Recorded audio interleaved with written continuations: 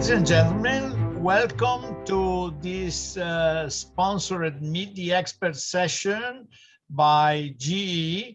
We have a very special guest, Professor Ravi Mehta from San Diego, California, and we will debate a few things about contrast-mediated related AKI. So welcome, Ravi, and let me start asking a question. If you consider this a concern, or let's say in which procedure, in which patients? First of all, Claudio, thank you for the opportunity to talk to you about this and to GE for making this possible.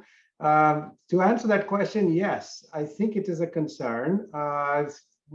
Despite the fact that there is controversy on whether or not contrast-induced kidney injury occurs, and there is now this suggestion that it is contrast-associated kidney injury rather than induced, because attribution to a particular event with contrast is more difficult and difficult to determine. But there are two sets of patients I think that nephrologists in particular would be concerned about. One is patients undergoing cardiac catheterization or cardiac procedures. And the second is with the oncology population, because in that group of patients also multiple opportunities exist for repeated contrast exposure for different staging procedures. So those are the two categories that I would be most concerned about. So, but do you have the impression that there is a real perception, especially by cardiologists, oncologists, and finally radiologists, of the risk of missing patients at risk based on current guidelines, for example? No, I think that this is highly variable. And I think if I just take the cardiology example, most of the cardiac cath procedures which are done on a single day procedure, patients are brought in, they get their cardiac catheterization done, and then they're sent home. But there is no check after they go home on what has happened to their kidney function. And as you know, with most contrast-associated exposures, the change in kidney function may occur anyway up to 7 days later, generally between 2 to 4 days later. So we don't necessarily know the total magnitude. The second is a significant number of people who are undergoing these procedures have underlying chronic kidney disease or kidney problems, which may not have been picked up, because when they come for the procedure, their last set of labs may have been done sometime previously. So we have an opportunity there for us to rethink and associate which patients are at higher risk and then monitor them after the procedure to make sure we are not missing something. Yeah, my impression is that especially cardiologists discovered this entity when they saw that patients developing AKI after contrast media injection stay longer in the hospital, they have higher risk of complication and so on, and therefore somehow they have started to consider patient risk stratification and analysis of possible mitigation strategies. Now, what do you think about this potential renalism? In other words, do you think there are people that because of mild renal insufficiency or patient at risk somehow decline to do procedures, or simply they deny the need for that procedure, or simply they don't do it because of the risk? I think this is a true phenomena which Glenn Chertow described many years ago by looking at the literature and seeing the segment of population where the CKD stage 3-4 were being subject to a potential contrast exposure. And there was hesitancy, both in terms of the radiologist or the cardiologist, and also the nephrologist.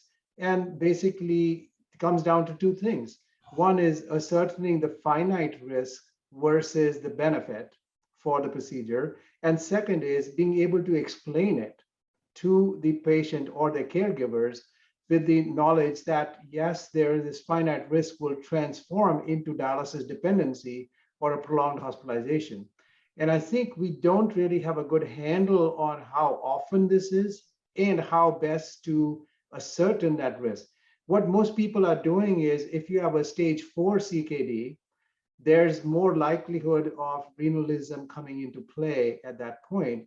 But I think the general principle is that if the procedure is needed, you could mitigate the risk with the best opportunity and allow the procedure to progress rather than denying the procedure because of that thought process.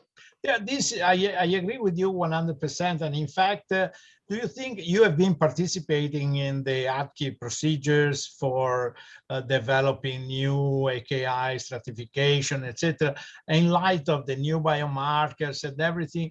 Do you think the KDIGO guidelines are still adequate? Do you think about hydration, about risk stratification, etc.? I think that in general, there are several areas for us to improve.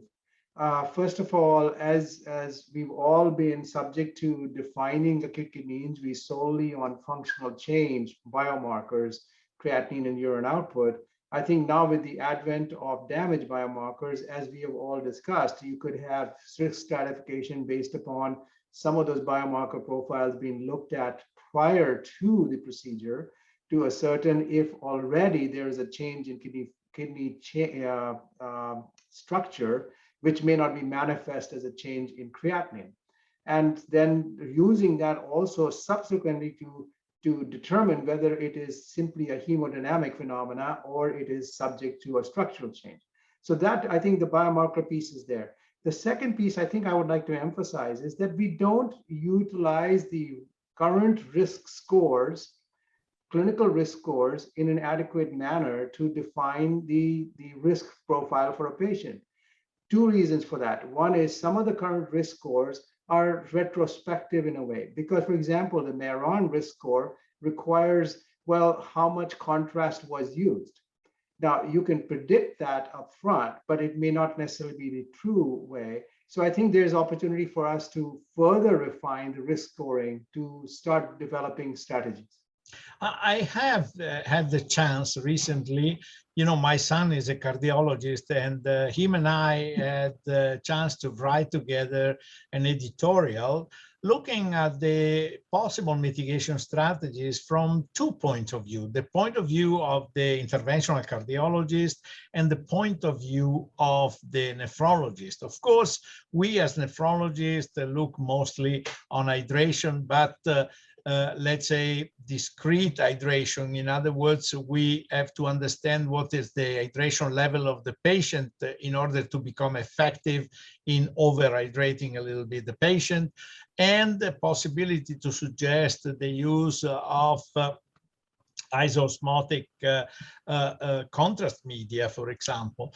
But the cardiologist point of view look at the possibility to use devices like the divert, or for example, to inject a less quantity of contrast media. What is, in your opinion, the best compromise? Also, looking at the option of the oncology patients, where the administration of oncological drugs may also affect the comorbidity. I think this is a difficult question, and I think to some extent comes down to the broader question we all struggle with, is how do we personalize care based upon generalized guidelines? The generalized guidelines would suggest you hydrate everybody. The generalized guidelines suggest you use, the best opportunity to reduce the amount of contrast and use isomorphic contrast, but that's not always possible.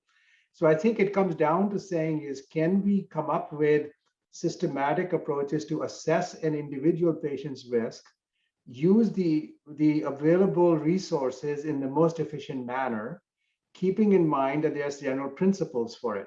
So for example, hydration, yes, is important, but whether it should be oral or whether it should be IV, should it be bicarb, should it be saline, is to a large extent still unclear to most people. And the general principle is, yes, you should hydrate the person. Don't do it if they are not hydrated. The second is follow them after the procedure to make sure that they are cared for and they don't get dehydrated after the procedure. And third would be for the oncology is to make sure that the timing of the chemotherapeutic agents is staggered so that you're not putting two insults at the same time. So things of that nature are probably more important than a system, must do it in this way.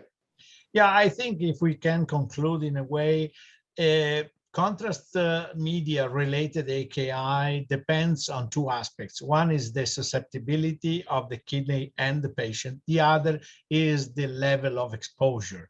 The presence of comorbidities mostly influence the susceptibility. So once we have to judge the risk, we have to balance these two aspects and try mitigation strategies in both situations.